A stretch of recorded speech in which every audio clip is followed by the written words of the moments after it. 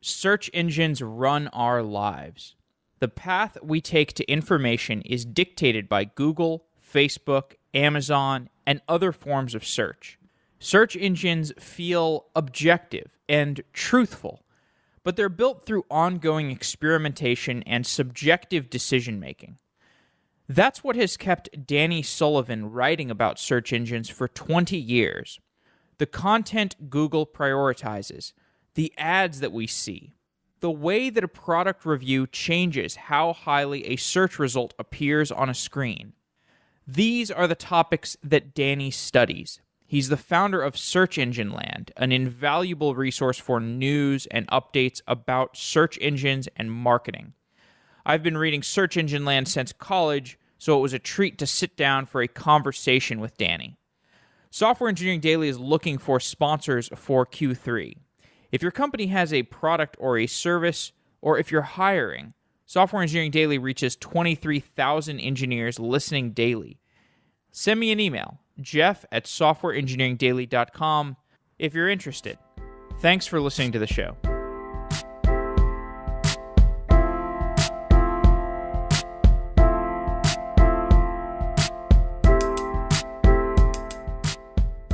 Blockchains are a fundamental breakthrough in computer science, and ConsenSys Academy is the place to learn about blockchains. The ConsenSys Academy Developer Program is a free, highly selective, and carefully designed 10-week online curriculum where you will immerse yourself in blockchain development and earn a ConsenSys blockchain certification. By completing the program, you will be eligible for immediate hire by ConsenSys, a leader in the blockchain space, focused on the Ethereum platform. If you want to learn about blockchains and become a developer for blockchain technology, check out the ConsenSys Academy by going to softwareengineeringdaily.com/blockchain.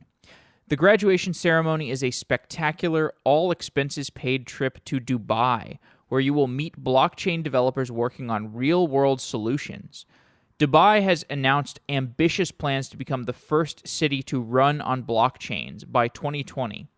If you like the idea of immersing yourself in blockchain technology, graduating, and going to Dubai, check out softwareengineeringdaily.com/blockchain. Build your new career on the blockchain with the ConsenSys Academy Developer Program. Applications are open from now until July 1st, so you want to apply soon. For more details and to apply now, go to softwareengineeringdaily.com/blockchain. To learn more about ConsenSys and Ethereum, please visit consensys.net, that's ConsenSys.net, and sign up for the ConsenSys weekly newsletter for everything you need to know about the blockchain space. Thanks to ConsenSys for being a sponsor of Software Engineering Daily.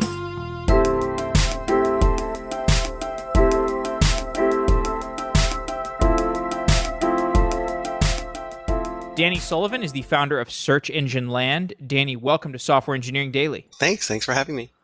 I've been reading your work since I was in college, and I think that was like 7 years ago. And one thing that you have captured in your writing, even back then, is how engineering and marketing have become intertwined. And this started with email marketing, I think, but it got much more interesting with search engine optimization.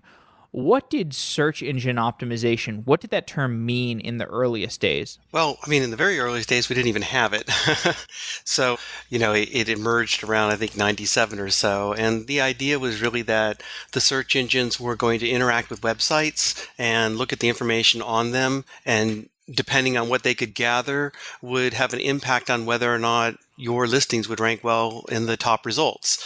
And at the time, there were things like, people publishing websites that were all made of images, and the search engines couldn't understand anything that was in the images. And so part of search engine optimization, or SEO, was understanding you need to use real words. Or people would build websites out of frames, and the search engines couldn't crawl all the frames properly. And so again, you had these architectural limitations as to how well your content would perform, because in some cases, it just literally wasn't visible.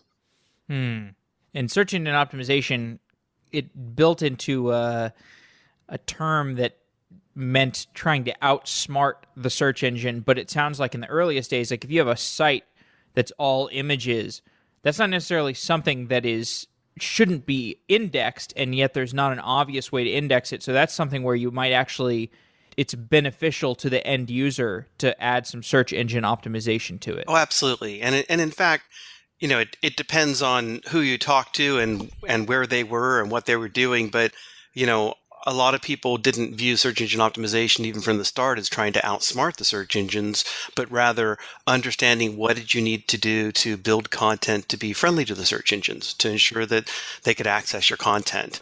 It was akin to, I remember when I was writing about this, when we had mini browsers and people used to say, is your browser going to work with, NCSA Mosaic, or your website work with that? Or are you going to work with Netscape? Are you able to work with Internet Explorer? And you'd have developers who would test all those sorts of things. And one of the things I used to talk about was the idea of search engines being the biggest browser of all, and that, you had to ensure that this stuff could work with them as well. Another example, too, was the idea that search engine optimization is very much like a PR effort. And so when people undertake PR, typically it's not that they're trying to somehow outsmart a newspaper, but it's the idea that if you understand how journalists operate, how they gather information, what's helpful to them, what's not helpful to them, you increase the odds that your coverage will be better. And that's sort of a different thing than, say, trying to outsmart or game a search engine, where typically people might do things that are not within the search engine's guidelines themselves. They go into what's called black hat tactics, and then it really is, I just want to be number one no matter what. And there was this period that the spam versus anti-spam began to emerge. I guess, I don't know if that was 97 or 98 or if it was later than that, but that's when people started doing things that were on the malicious side, where just to promote your page, you would embed lots of transparent text or white text against a white background. And what was that battle like to watch in the early days as SEO was decreasing the relevance of some Google results? Well, it was interesting. I mean, we even had it, just I think as long as people were dealing with the search engines, say 95 or so. One good example was at the time when InfoSeek was a popular search engine, and you had the ability to have it re-index your page just as soon as you wanted to submit a URL and push submit. It would do this instant indexing. And so people would go through and they would submit their page, and they would then see if they ranked better. And if they didn't, they would immediately make a bunch of changes and just kind of keep going at it in that way. You had other people that started doing what was quickly known as doorway pages, which were that they would create content that was meant to rank, just for the search engines, and really didn't have an intent on trying to show up for human beings at all. And they would add to that the concept of cloaking, which was that you would create a page just for the search engine.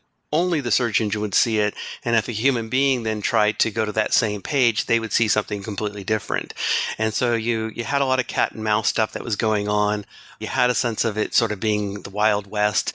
You had one case really early on that even went up to the FTC where, people were taking content from other publishers and putting it on their own servers and cloaking it and trying to get top rankings. And so, it really was like there was no sheriff in town to some regards. And people, would get frustrated if they couldn't get the best results. Although I would say the bigger issue wasn't really just that the SEO stuff or the black hat tactics were polluting the results, as much as you just had more and more information coming onto the web, and it was becoming increasingly difficult for the search engines to find the needle in the haystack, if you will, just from all the noise that was out there, whether it was intentional or just, a consequence of the growth of the web.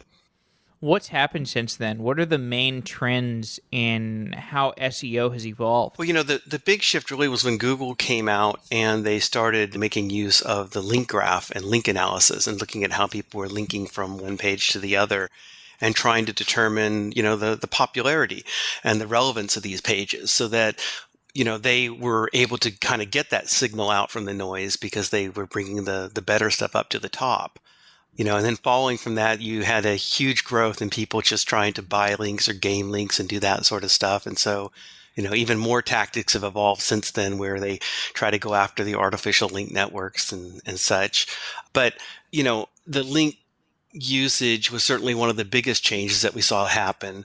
Other changes that we saw influence stuff were the growth of the vertical searches, so that, if you're looking for news content, you'd have a news search engine, and then the news content might do better for a search that seemed to be news related. And you had image search and you had shopping search. Around, I think it was 2009, we had a shift towards personalized search results, so that the stuff that seemed more relevant to you based on your browsing habits and your past search history started giving you a more personalized result. And it made it more difficult for people to sort of game, because instead of gaming the search engine and getting a top ranking for everybody, you might not be getting it for everybody because so many people were getting personalized results. And then we've had changes to, increasing efforts to fight spam to the degree of things that some people may have heard of, like, the Panda update that was designed to try to figure out what was low quality content and keep that from ranking better. And more lately, just the growth in the mobile web and trying to better reward faster loading and more mobile friendly pages. And so, every year, every few months even, you get these changes that come along that keep kind of raising the bar. And that are things that are, important for both marketers and even developers to understand.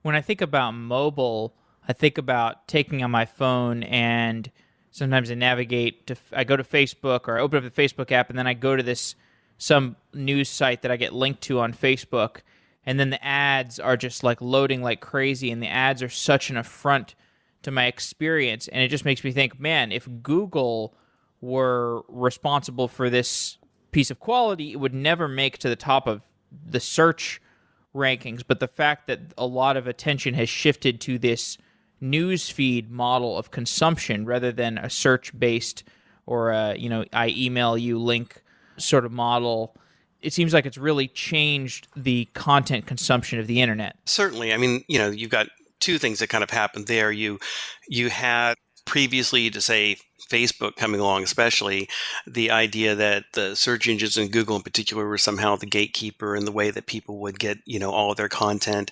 And then you had this new growth in consumption where social media came alongside it. It wasn't that people were consuming less through the search engines, it's just that they were spending even more of their time now also consuming through social media. And the social media having their own challenges. And it's been interesting watching people like Facebook having to constantly update their algorithm to try to fight low quality content in the same way that we've watched the search engines and Google in particular do that over the years. And even as, you've seen this rise in ads, you've seen Google itself try to do things. They've had any number of efforts where they've said, if you have ad heavy pages, you might not do as well. If you have experiences where you're interrupting the user too much and, your pop-ups might be too interfering, especially on mobile, that you might not perform as well in the search results. So, it's continual evolution of trying to get people to good content. Facebook has algorithms that promote certain posts. Google has algorithms that promote certain search results.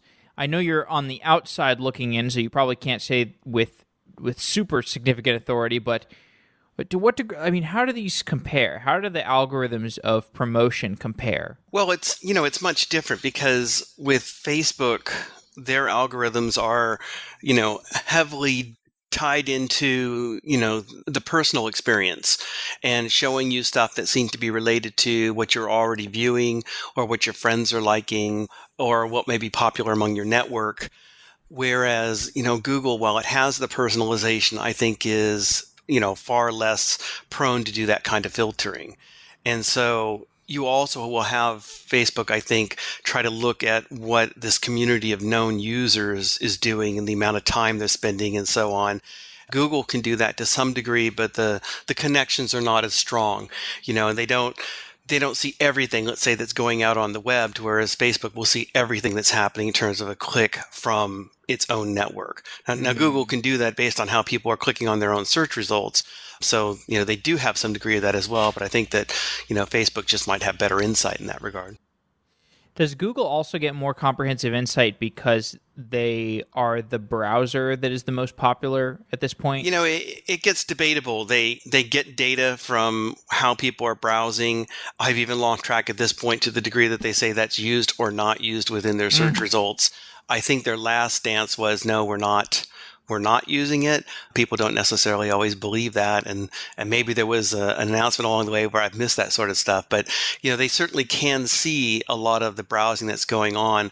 They have the potential to understand how long people are dwelling on certain websites and what they're doing there. Certainly on a personal basis, they'll use that information. We know that they'll use that as part of your personalized search results, the websites that you're going to. And in aggregate, potentially they're using it as well. And it does give them a lot of insight in that regard, as well as the idea that, they have many sites out there that run things like Google Analytics, which means that they see a lot of the tracking that's going there. They typically have said that they don't use stuff like Google Analytics, and that kind of makes sense because you can't rely on something that not everybody's using. So if you've got some sites that don't use it and they don't have insight into it, then it makes it difficult to decide you want to reward or not reward based on that.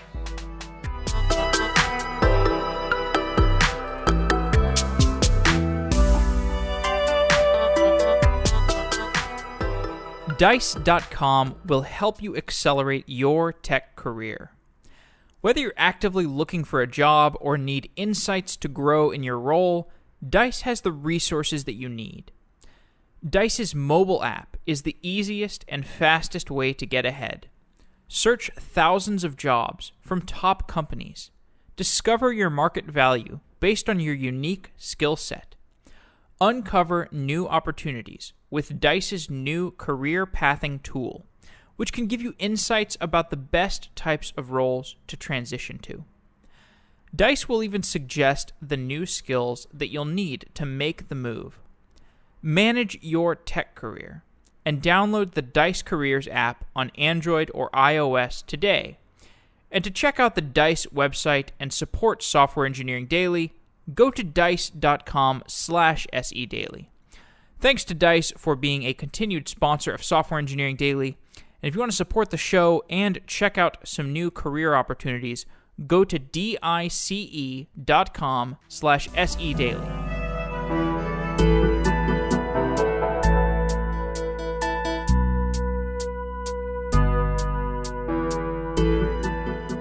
Well, it's interesting because personally I feel more tracked by Facebook, even though I know that that's not true, because every time I go to Facebook, I don't know, it's just that I guess the perception I have for how I consume the Facebook product convinces me that I am being tracked more by Facebook, and Google is more of this ambient, all-seeing eye that is like, oh, the internet's tracking me, but it's Google. It's probably the biggest broker of the tracking there. Yeah, I would say that certainly Google has, greater insight across the overall web than Facebook, although Facebook has a lot because when you consider how many people will have like a Facebook widget on their pages, and that's data that all goes back to Facebook if someone's logged in. But, ultimately you have to have a Facebook account. And while so many people do have a Facebook account, Google's sort of agnostic. They don't care if you have a Facebook account or not. They're still seeing the data from a wide range of resources. Mm-hmm. There was an article today on Search Engine Land, the site that you run, that was about reviews. And these could be Yelp reviews, they could be Amazon reviews, we could be talking about any number of reviews sites. How do reviews play into search rankings? Well, when it comes into the local results, Google has talked about the idea that they'll try to take into account, whether sites are reviewed well and perhaps reward them in that regard. To the degree that they can gather that data. Certainly they have a better sense of it just from their own Google Maps product and when people do reviews in that way. So it really seemed to have more of an impact when you're talking about local search results. In particular, it's something that they've wanted to do and made an effort a few years ago when you had someone who had that had like an eyeglasses site that got focused on in the New York Times because the person was convinced that any kind of review, whether or not it was negative or positive, was a citation that would help them rank better. And so the whole story was about how they were happy to be, horrible to customers. They didn't care. They would still always win. And, Google went through and said, well, it's not quite how it works that way, but we're still going to take a stronger emphasis on ensuring that if we are showing sites, that they are sites in local that are better reviewed. There's a lot of critical press around Yelp. Some people accuse Yelp of essentially strong-arming businesses into paying for Yelp's services, or else they get de-indexed from Yelp. And whether or not this is true, I kind of see it as like this is what would happen if Google was evil, or if they maybe if they had the internal mantra of do evil or intentionally do evil, this is the kind of stuff that they would do.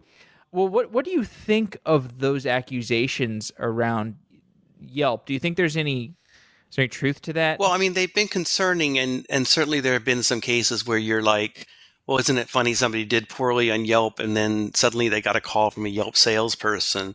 Yelp has been steadfast in saying it doesn't work that way and that they're not trying to target people and that, it's not that you're just going to buy your way up to the top. But, I think it's one of those things you still want to keep an eye on and that it still needs to be watched. But yeah, when you hear things like, I got a call from a salesperson as soon as I got a bad review, it's like, wow, okay, what's going on there? And there's like a lot of cases where people have said that happens. But yeah, it is a little disconcerting. And it could be one of those things that's like driven by internal incentives that are pretty opaque to the outside, where it's maybe one of these things like the Wells Fargo pressure to do cross-selling, where maybe there wasn't necessarily an explicit directive from upper management, but it's just one of these things where like, oh, the way that the incentives are set up, it just permeates the company. It could even be where the incentives were not initially set up to do this kind of thing, that is just like it's a malicious outgrowth, and because they haven't done anything to quash it, it's just a way that it's just a facet of the company. Yeah. And I think the hardest thing, I think, for a business is that especially, I think a few years ago, you would have these local businesses that were, just local businesses and being very busy doing their business. They're not internet savvy. They weren't, up on the idea that necessarily they should even be on Yelp, or that they already were on Yelp and they didn't know it, or how they should be responding to customer inquiries, much less being on things like Google Maps. That, they were local and dealing with people because they walked in through the door and they dealt with them that way. So, you kind of feel for them when suddenly they've had this whole internet kind of injected and they've had to figure out how we make time, how we come up with the expertise, how we deal with this sort of stuff. I think these days, though, if you're a local business, you understand something like Yelp is a fact of life, and you really can't just sort of ignore it in the way that you could have in the past. You have to have a strategy about it. You have to understand that if there are people complaining that you're interacting with them in that way, you're never going to please everybody. But, I think the more that you can be proactive, the better it's going to be for you. Yelp is a kind of a product where there's not necessarily going to be as much consumer scrutiny. I mean, there may be some consumer scrutiny, but when I go on Yelp and I find a restaurant, I usually find the restaurant, I go and eat there, and I'm like, okay, that was good, decent restaurant. But in contrast to Amazon, Amazon, it has a bigger ownership of the end-to-end experience. If people are returning products on Amazon, Amazon has a better view into the product quality. And I think, maybe that's led to Amazon having a better reputation among customers. Do you consider Amazon a search company? Yeah, to some degree. Certainly in terms of shopping search. I mean, if you are looking to buy a product, Amazon is a shopping search engine, a first choice for so many people at this point. I certainly know it is for me that if I'm purchasing something, the first place I'm going to go to will be Amazon, rather than, say, a few years ago where I might have gone to Google and I did a Google shopping search. And, I'll look through Amazon and see the prices that I'm getting there, and if I feel they're reasonable or if they're good. And if Amazon fails me, then I may turn and go back to Google and see if there's a product elsewhere or see if the price is better in some other place. And that's a real flip-flop. And again, that's, it's always dangerous when you talk about your personal experiences versus, say, what people are doing by and large. Yeah. But, I don't think that's probably too far off the mark that you have lots of people who, turn to Amazon when they need to buy things. And that means that they're conducting a search to see what's out there that they want to find. I've heard that there are these people who are just voracious reviewers on Yelp. They're voracious product reviewers on Amazon. I've certainly seen some of these people where you see these beautifully written reviews and it's like a work of art. And these people are certainly legitimate, but it's, of course, hard to know who out of that group is a legitimate user and who is maybe a paid user, or I mean, what do you think about that, like paid reviews business? Or do you have any perspective for what percentage of reviews on the internet are legitimate and how that plays into what gets promoted in terms of products or restaurants? I don't have any good statistics on that, so I couldn't say with any great deal of authority.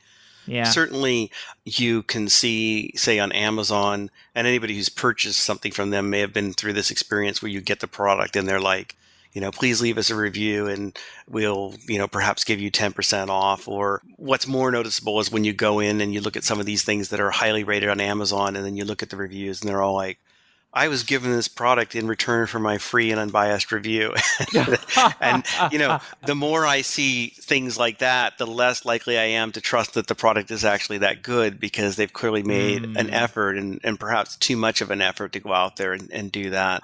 On Yelp, I don't use that as much as Amazon, but, I personally tend to trust the reviews that look like they were from just human beings that went there and weren't trying to be the greatest Yelp person in the world. But, just saying I like this or not. The difficulty I think with all of these cases is that the people you may trust the most may not have the incentive to go there. I depend a lot on Amazon reviews, and then I'm fairly rare that I'll actually go and leave a review. When I look at Yelp stuff, I'll depend on that, and then, I'll forget or just not make the time to go back and put my own review of a place that I like. And it's kind of unfortunate, because I think you do have a lot of businesses that deserve to get that kind of credit when they've had good experiences. But for, if you will, the real people, the non-professional people, et cetera, their incentive to leave reviews probably tends to happen when they have bad experiences, right? Because now you're like, well, I'm gonna do something, as opposed to, yeah, I just had a great meal. That was a wonderful restaurant, and I'm done. Yeah. Back to Google, do you have much insight into how decisions around search are made internally at Google? Well, they have a bunch of meetings among the different search teams. They've even had some that they put out online so people themselves could actually watch one of these search quality meetings that they've had, where they've talked about some of the changes that they're considering doing. Should we make this kind of shift? We make that kind of shift? What would happen if we do or if we don't do? So, I think you have a variety of people that are involved, and it kind of goes up the line as to whether something's troublesome or not, in terms of they need to make a change, and then trying to evaluate what kind of change they should make. And they certainly are constantly experimenting. I can't remember if they've said they're always running like 100 or 1,000 experiments at any time, but they're certainly not sitting back and just saying, well, we're done.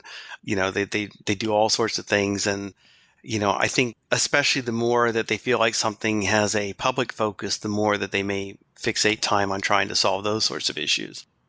You had a recent post about how Google is penalizing websites who distribute content with link schemes. Explain what a link scheme is. Google considers a link scheme anything where you're trying to get links back to your website in a way that they would consider unnatural or unearned.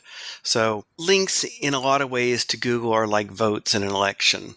It's not exactly the same, because just because you get a lot of links isn't the same as you get a lot of votes. Google tries to understand the importance of those links, and so they may give greater weight to, say, a link that came to you from the New York Times than they might give to a link that comes from a site that has relatively little authority. And in addition, they're looking at things like the context of the link. So Amazon could have all the links in the world at once, but if all those links are talking about this is a great place to buy books, then it does better for searches related to books rather than to searches related to cars, because, you're not buying cars. So what's in the link or around the link or near the link, the context link has a role. So when it comes to these linking schemes, people understand links are important, so they go out and they try to obtain them. And there are things you can do that Google would consider to be acceptable, and then there are things that they feel like are more extreme. So like in this example I was writing about, you would have people who would write content for news sites, and the content that they write, they would give to the news sites for free, and it would contain, many links back to the originating site, to the person who was distributing it. And the links oftentimes would be very, what are called anchor rich. or text rich. They were a lot of words in the links, a lot of words that perhaps the site is hoping that it will rank better for. And, the hope is that if these places publish this content, then they've obtained all these links from people across the web and that they may do better for those words. And, Google feels like, taken to some extremes, that's unnatural, that you didn't really earn those links because someone editorially reviewed this content and decided it made a lot of sense to really reward you for it, as much as you just kind of gamed the system, almost kind of like ballot stuffing. Yeah, I want to actually talk about search advertising. We've been reporting heavily on online advertising and ad fraud and trying to get a really deep picture for the different players in the advertising space. So I want to talk about both of these. I want to talk about online advertising, and then I want to talk about ad fraud. So I believe 70% of Google's ad revenue comes from search advertising. I think the breakdown is like 70% and then like roughly 30% AdSense, something like that. Explain how search advertising works. Well, it's pretty straightforward. When you're talking about search advertising, someone is placing an ad so that when a search is conducted for certain words, their ad will appear. So, you, in a basic example, you do a search for, say, cars, and you've got someone like Toyota who wants to show up, and so they buy ads that are linked. So when someone searches for cars, their ad shows up at the top, and it's like, hey, how about buying one of our Toyota cars? And when someone clicks on that ad, Google gets a per-click fee. And that's the basics of it. The more complicated aspects are that, you pay more depending on the popularity and the competition around a term, but you also may pay less and still do better over other people who want that term if your account is shown as having a good history. So that even if there's somebody out there who says, I'll pay $100 per click, and then you got another person who wants to pay $50 per click, if that person who's willing to pay $50 per click has an ad that actually draws more clicks overall, then Google may reward them because, they're going to make more money off of that in the long term. And then the mechanisms of buying against words are greatly evolved now where, you can actually just buy against certain kind of concepts, or even as what Google announced last week, you can have your car ad show up only for people that Google's determined are actually in market to buy a car. So, they determine these people have done a whole bunch of searches related to car purchasing, and now they'll show your ad only to those people as opposed to maybe people who are searching about cars generally, including things like, say, Cars the movie. So the customers of the search advertising, are the customers the brands themselves, like Toyota? Like, is Toyota directly purchasing the ads, or does Toyota go to an ad agency and then the agency goes and makes the purchase? It can be both or either. So you have brands that buy things directly and companies that buy things directly and manage their own accounts. That's very common. You also have companies that outsource to what are called SEM firms, search engine marketing firms, that will go through and run the campaigns on their behalf. And you even have some companies that do both, that they may allocate some kinds of efforts to an agency to run, and then they may decide some of the stuff they want to continue to do in-house. When there's outsourcing to agencies, does it misalign the incentives? Because I've heard of stories where a big brand goes to an agency, they pay for a bunch of search advertising, and then the agency, maybe the campaign doesn't do so well, so they purchase bot traffic to go and search that term and then click on the ads so that the agency performance looks better. Does that happen? I mean, certainly those kinds of things can happen, but they don't tend to be, I think, long lasting because one of the things about search advertising is it's incredibly accountable. So unlike, say, buying a brand ad that shows on TV and you could say, look, 1 million people looked at your ad, a search agency is going to be accountable on whether or not those ads have actually performed in terms of, sales. So someone doesn't just need to see the ad, nor do they just need to click on the ad and then go to the landing page. They actually need to be converting by some agreed metrics. And if those conversions aren't happening, then, they're still going to be accountable. Now, the conversion could be that, someone has gone to a landing page and, filled out an interest form. Potentially you take it out as far as they've actually purchased a car. But, they're really a good agency and certainly a good company shouldn't be handing over money for a very long period of time if they're not actually seeing real world results rather than just a bunch of clicks.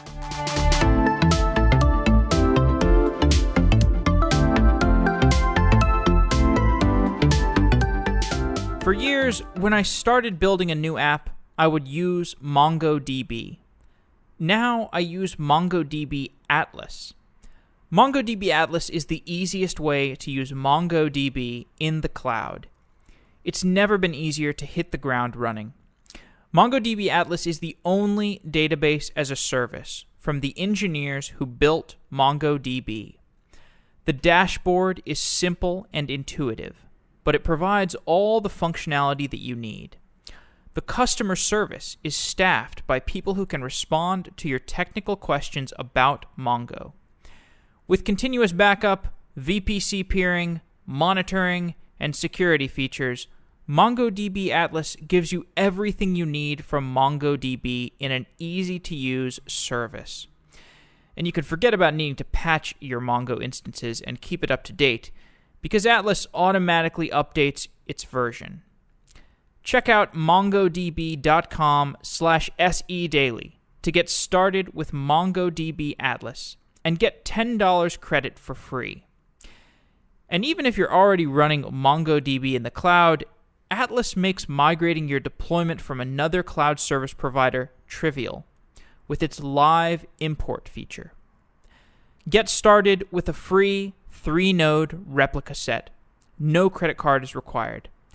As an exclusive offer for Software Engineering Daily listeners, use code SEDAILY for $10 credit when you're ready to scale up. Go to mongodb.com/sedaily to check it out. And thanks to MongoDB for being a repeat sponsor of Software Engineering Daily. It means a whole lot to us.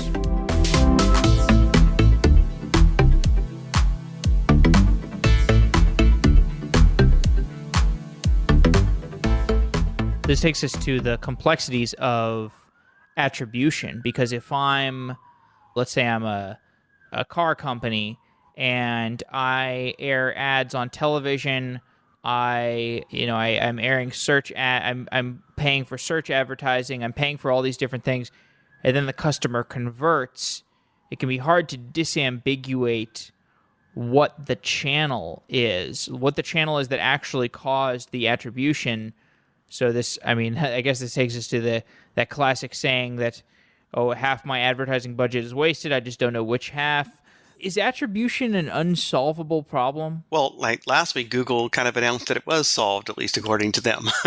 Their Google attribution thing that they rolled out was designed to say, look, we're going to help you really understand what was the conversion or what were the steps along the way, including trying to measure things like in-store sales and whether or not that person had exposure to your ads online or had exposure to your search ads and what roles those kind of played. Now, how well that actually plays out, we'll see. I was in the room when this was announced to a bunch of Google advertisers, and there was real cheering. And it wasn't just cheering because you had a bunch of Googlers up there told to cheer. It was like, yes, these advertisers would love to have better attribution. So, but it becomes even more difficult when you start talking about online advertising or offline advertising, because, as you say, how do you know whether or not it was the ad on TV that caused someone to go in as opposed to the ad that you ran on Google? There are things that can be done that have been done. You can, for example, segment out the kind of stuff that you're doing. So, if you're running a television campaign, you should be immediately able to tell whether or not your traffic is spiking because people are doing Google searches, and that's very typical. You have ad campaigns that are run and then people go through, they do some searches, and, you can then try to look at what happens in that period of time to understand whether or not it was the the brand awareness that generated that, and if you should do more, as opposed to just the ads that you might be running anytime when you're not running a big, huge offline campaign as well. And so that's something that's, savvy advertisers will be looking at and trying to understand. And, I think the reality is that it all feeds together. If you ran a offline campaign and you weren't prepared for the people who then were going to do searches, then you're probably wasting some of the opportunity that you have. This is very common, say, during the Super Bowl, where you have all these ads that might run, and then you could go and you'd do searches and you'd find that the advertiser didn't actually run any ads on Google itself. And sometimes you'd even have competing advertisers running against, whatever terms that were being used to try to kind of, capture the interest of people who might come in that way. So, it really is trying to understand how all this stuff filters in together and account for it. But, also realizing that probably not any single channel that's ultimately, I don't want to say the blame, but ultimately generating the whole conversion. So in my reporting for advertising fraud stuff, most of the stuff that I've investigated has been display advertising, and there's a lot of fraud in display advertising. Of course, it's impossible to audit exactly how much there is, but I've talked to a lot of experts, and the numbers that even the lower bound of their numbers is pretty alarming. I don't understand search advertising as well. How much fraud is there? Do you have any perspective on that? I don't have the figures off the top of my head, but Google usually does an annual report. The numbers, unsurprisingly, are very small. I think they're like single digits. They usually report a lot about how much they've actually caught before someone's billed on it. It was a very big issue years ago, and in fact, there was a whole case that was filed against Google about fraudulent clicks. You would get people, especially who might click on their competitors' ads, or do something like that to drive their competitor prices up. Wow. And some people felt like that was going to kill Google. And in fact, the lawsuit was settled, and it wasn't settled for that amount of money. And it really hasn't been that much of an issue. Even with the display ad stuff that's going out there, Google, I think certainly itself comes under targets of, are your display ads suffering abuse? But I think that most of it tends to be on other networks that are perhaps less robust about catching, unnatural clicks and things that are happening there. Ultimately, it comes down to the advertiser looking at their performance. If you're running these campaigns, and suddenly these campaigns that you've not done anything different to are getting more interest in traffic, but less conversion, there's something wrong. And as an advertiser, you certainly behooves you to examine it and raise the questions with the network itself about what's going on and where are my ads showing and how do I narrow it down to places that are actually working. Well, so here is the thing that alarms me, is that it's one of these things. It's almost like the mortgage crisis, where you have a system with really weird incentives, and the way that the incentives happen to be structured is such that the system isn't necessarily held accountable. So like, if you have CMOs who are, they have an 18-month, tour of duty in their job, then maybe they're not held super accountable. You have these account managers who are buying ads with other people's money, and maybe they're not necessarily using the best measurement tactics because they're maybe not necessarily interested in how advertising affects the company. They're interested in how advertising will make their job look. So, an account manager who's purchasing display ads might buy it on a sketchy site where they can, as long as the account manager gets the right metrics, even if those metrics aren't correctly aligned with the business interests of the company where they're purchasing the ads for, that's not going to lead to, smart purchasing decisions. And then, when you have all these buy side incentives messed up, that just leads to the sell side, the ad tech businesses offering products that are just catering to the misaligned incentives of the buy side. Well, so one thing I'd say is, first, for all the faults that I think happens with digital marketing, the accountability with digital marketing, seems to be far, far better than the accountability with online marketing. Digital marketing platforms and purchases typically don't involve commission to begin with, so you're just not getting a cut of whatever you spend. You're having to, negotiate to get paid on top of what the actual media purchase is going to be. And then with offline, for example, if you look at those television campaigns that will run, you may get a sense that, well, this many people looked at your ad, which really isn't taking into account that many people just fast forwarded through your ad and didn't really see it. And you don't really know who's watching it. And you have a best guess of what the demographics are. And the accountability for offline stuff is almost laughable. And really, I think it's kind of sad in some ways that digital gets so accountable for, the waste or the problems it has, because it's so accountable that you can actually figure out what it is, as opposed to offline where you can't tell that as well. Now, that having said, no one wants the waste, and you do want to know that the things you're spending money on are actually effective. But I think that even if the CMOs are saying, well, we're just spending a lot of money and look at how great I am, ultimately more and more is coming back to performance. We've had, CMOs, I think it was the FTD one, I could be off, and I'm trying to think of the top of my head a few years ago, but I think one of the reasons they were dismissed was that their search campaigns were not performing as well for them to sell ads in the way that they were expecting. That there was a real bottom line, like, why did we not make more money? Oh, we didn't do it because this didn't work. Okay, we're going to get someone else who understands that. So I can certainly see that accountability problem happening, but I do think ultimately what you're going to get is more of the performance marketers who start to move up into those roles. That I think you're going to have a change where you've had CMOs who've come out of brand building and offline purchasing and the traditional forms of advertising get replaced by people who grew up, doing search ads or doing display ads, who live and breathe the idea that everything should be measurable. And if you can't back it up, and if I'm not seeing that this is actually increasing things, we're going to make some changes.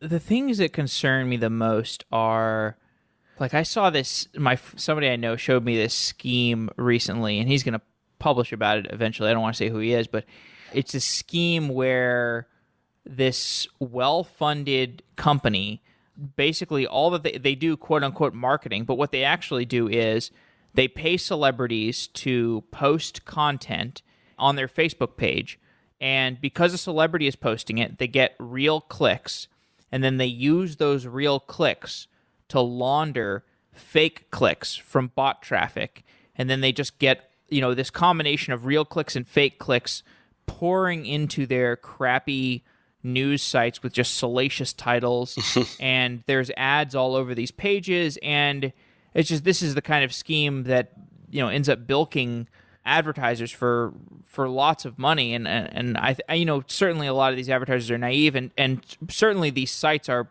probably things that are like not on, well, hopefully they're not on AdSense, or maybe they are, I don't know. Hopefully these are served by lower quality exchanges and whatnot. But I just use it as an example of the sophistication. Like, the sophistication of these ad fraudsters is basically at the level of Wall Street. It's like the Wall Street level of sophistication with zero oversight, like zero penalty if you get caught.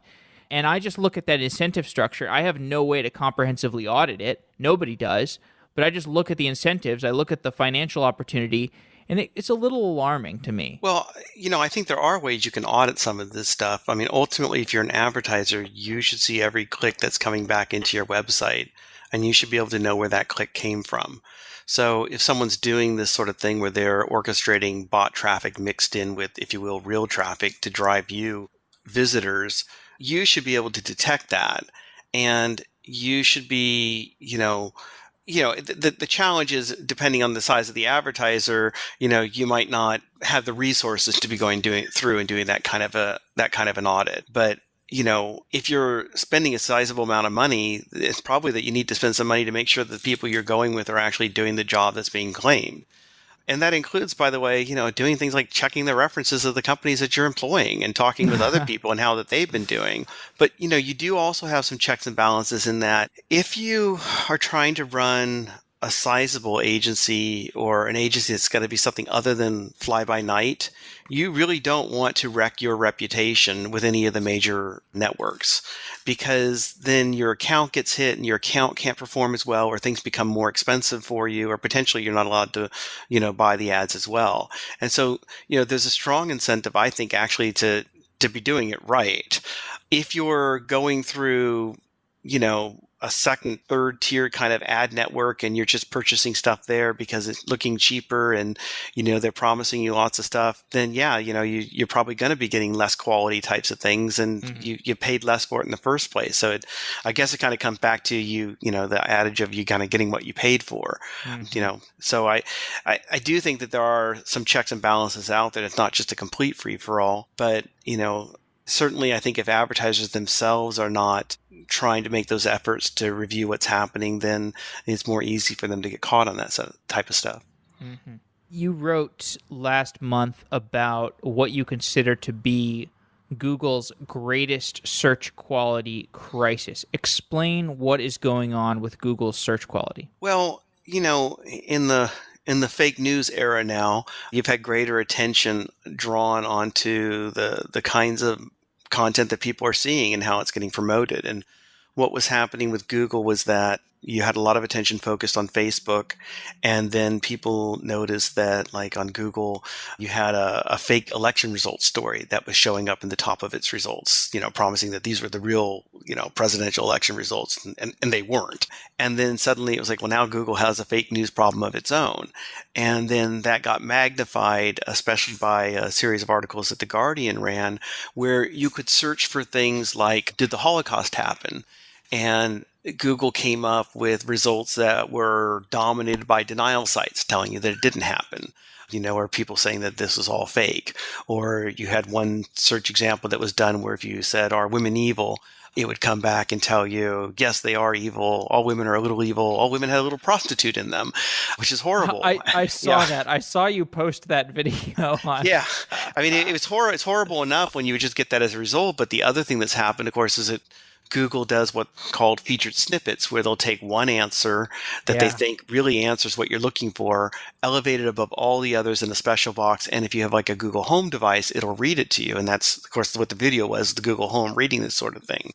And so it caused people to, I think, especially focus on all these things that you could get Google to say or suggest, or, just a basic question like, how could you have an answer like, did the Holocaust happen, when it clearly did happen? And these are the, you don't have these results that are coming up there. And when you talk to Google, there are good explanations for why they have these bad things that would happen. Mm-hmm. I'm not saying they're good explanations like that's excusing them, but I'm saying that, for example, in the case of Holocaust denial, you don't have a lot of sites that are authoritative about the Holocaust writing content explaining why the Holocaust didn't happen. Because it's inconceivable to them that people would actually think that, right? They're explaining this well-documented history of this horrible thing that happened, and they don't think, well, we should write content to explain to somebody, yeah, it really did happen. It's sort of like people don't think they need to write content explaining why the Earth is not flat, which is a whole other search you can do on Google, and you'll find people telling you it's flat. And so what would happen is you do these kinds of searches, and then Google would give you back answers that it thought were the right answers because they addressed what you searched for. But Google itself isn't actually a truth machine. It can't actually tell you whether something's a fact or not. It's making guesses, and it's making these terrible guesses. And so I think it got to the point where you just had people, especially questioning what was wrong with Google and why was it letting all this stuff happen, and why was it supporting climate denial, and anything that they didn't like would be part of, this big, huge Google failure, which is why I said it was their biggest search challenge, because, Google has built its reputation on being the perfect search engine. It has all the right answers. And then here it was just being demonstrably proven that if you search for, is Obama planning a coup, that yes, President Obama is planning a coup. and he wasn't. So, yeah, I saw that one too. Yeah. Google Home doesn't know how to pronounce coup d'etat. Yeah. So it was like coup d'etat, I think. Yeah, it has issues. This was really going to the core of their primary product and putting it into question. And it's stuff that they're addressing now, and they're trying to do a better job with it. But it was really something. This goes back to when you asked earlier, like, how do they decide what things to address and what things are issues? They could see that these things happened, but they could see that these things happened in very small amounts. Like, not that many people would search for things like, did the Holocaust happen? It's a tiny number compared to, say, people would search for Holocaust, and Holocaust would have very good results. So they didn't really view it as a priority of, well, we better fix this when we're still trying to deal with something like we have sites that are, hit by malware, and we don't want the malware sites showing up for, popular searches because that affects a lot of people. And, now they've kind of realized, well, even if the number of these searches is small, the impact is much broader than that. So we actually really do need to do something. Do you feel that this is an outgrowth of having a person in power? The most important person in the world is somebody who contradicts himself on a regular basis and basically has stirred up the world into questioning basically the foundation of what we consider to be truthful statements. I mean, he basically questions the, like, whether we can even know facts. Like, that's the implication of a lot of what Trump does. Do you think this is an outgrowth of that? Is that why we've had this fake news problem, this Google search problem, this Facebook and Google having to turn to human curation? Because, I mean, is this something new, or is it just that it was a confluence of circumstances? I probably lean more towards the confluence. Yeah. I think you've continued to have this growth. I think you've had people, putting out their own versions of what the truth is and their own alternative facts. And you've had people within their own filter bubbles that have been growing up more and more and more. And that, it's especially, I think, all come around the election where it's really caused a great deal of awareness and concern among people. And, now you have these two great, gateways, if you will, or these two great communication channels, Google and Facebook, trying to grapple with, well, how do we deal with it?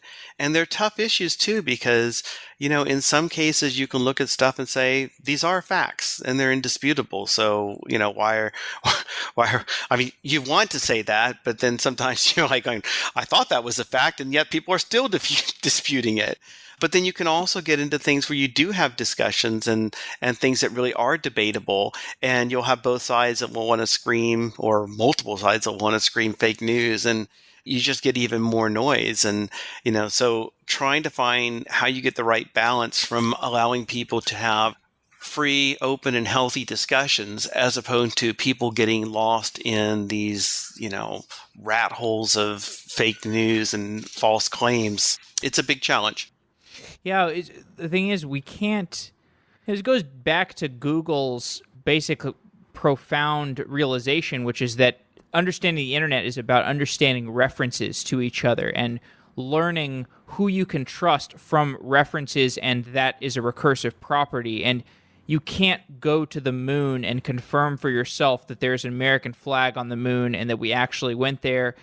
Ultimately, you have to trust some people as being authoritative sources. You cannot go and scientifically confirm everything for yourself. Yeah, correct. And I ultimately bring it back to, and this is just too big of a long-term problem, but our education process in general and the ability for people to exercise good, solid critical thinking skills.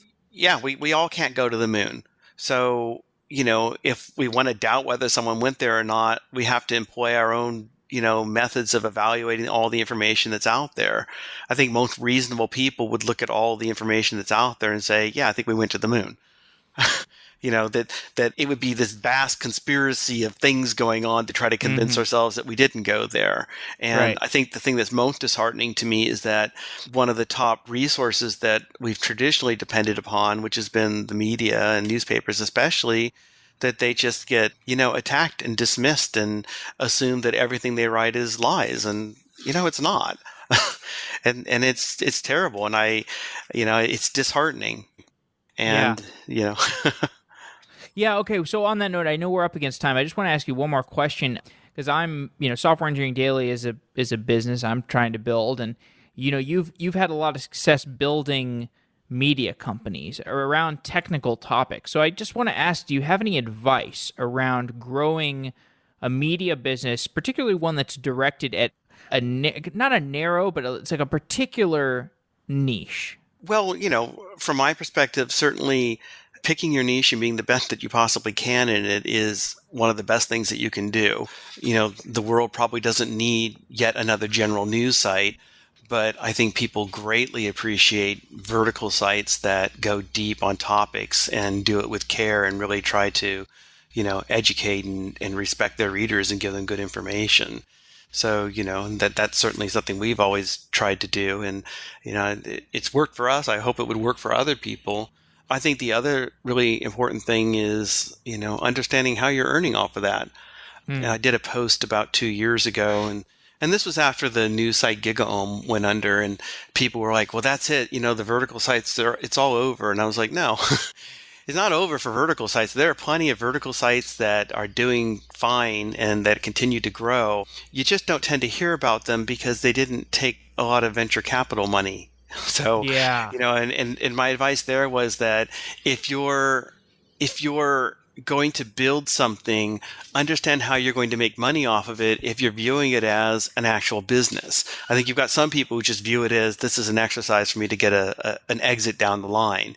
And so they don't think about how they're going to fund it in the long term. So, with our own aspect, we've, always grown within our means. We never took VC, and, we add people as we can afford to add people, and, we grow out in the ways that make sense for us to grow. And we potentially could have taken a lot of VC money, but then we might have built an operation that actually wasn't able to sustain itself, to the amount of debt that it took on. So that's sort of my own take on that. Yeah, that's really instructive. Okay, well, I'll take those words of wisdom to heart. Danny, thanks a lot for coming on Software Engineering Daily, and thanks for producing a lot of content that I've read over the years. You're very welcome. Thanks for having me. Thanks to Symphono for sponsoring Software Engineering Daily. Symphono is a custom engineering shop where senior engineers tackle big tech challenges while learning from each other. Check it out at symphono.com/sedaily. That's symphono.com/sedaily. Thanks to Symphono for being a sponsor of Software Engineering Daily for almost a year now. Your continued support allows us to deliver content to the listeners on a regular basis. Wow!